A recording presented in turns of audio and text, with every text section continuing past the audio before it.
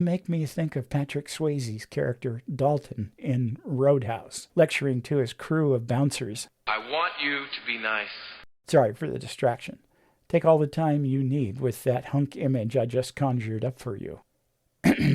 Now, as I was saying, as ambassadors, we have to be nice. Well, as nice as possible, always. Like it or not, we represent. Okay. So what more can we do as ambassadors for our community? Nope, still not talking about activism yet.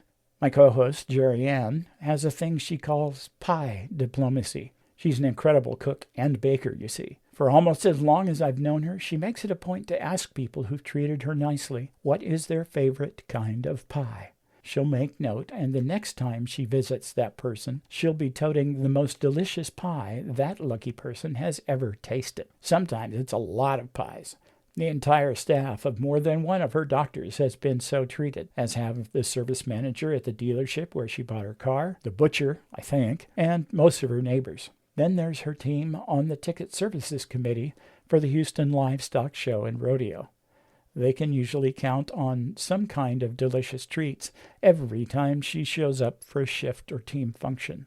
For those of you who don't know, the Houston Livestock Show and Rodeo is the largest professional rodeo in the world. This is Texas, after all. The terms rodeo and big are probably in the state constitution. The Houston Rodeo runs for 3 weeks each year and has as its primary mission the generation of scholarship funds for Texas students. The rodeo has awarded more than 20,000 scholarships since the first one in 1957. A crew of 35,000 volunteers contributes about 2.1 million hours of their time and labor every year to make the event a success. Jerry Ann is a member of the Ticket Services Committee. As the rodeo's website puts it, the members of that committee are the first welcoming face to the public purchasing grounds admission tickets or carnival ride tickets. Jerry Ann says she's pretty sure that she's the only trans woman on the Ticket Services Committee, and we both reckon that she's the only trans woman in the whole group of 35,000 volunteers.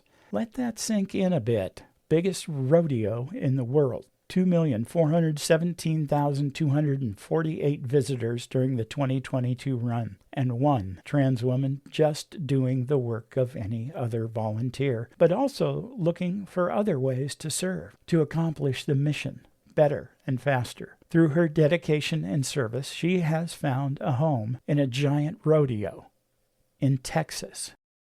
That is ambassadorship on a pretty big scale, all accomplished by one woman. Imagine what we could accomplish if more of us stepped up to serve our communities, our schools, our churches. Mind you, it's the service I'm pitching here. That's the real tangible value, but along with it goes the opportunity to expose people to something that they had not previously understood or even been aware of. I'll put a few ideas of how to serve your community in the episode notes. Hopefully, I haven't lost anyone yet.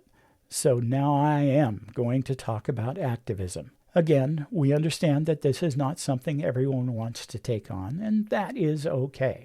For me, however, I can't sit idly by while so much injustice remains. So I produce this podcast. I volunteer for political candidates who are allies. I make phone calls and write letters for them.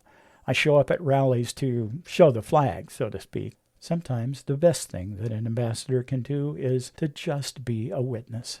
One of Jerry Ann's former Pearland neighbors is Kai Shapley. If you don't know who she is, you definitely need to get out more. Some links are in the episode notes.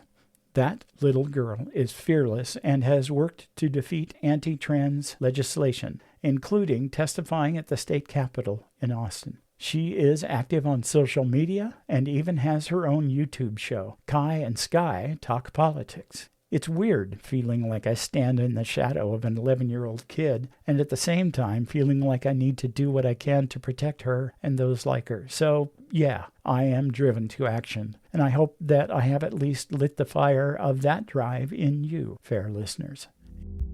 In closing, I'll share that my co-host and I sometimes joke that they're everywhere, referring to the trans, CD, and non-binary folks we encounter. But that's the beauty of it. Those that are out there just doing life are our ambassadors and doing the legwork of showing the world that we're not scary or abnormal, just slightly unusual people.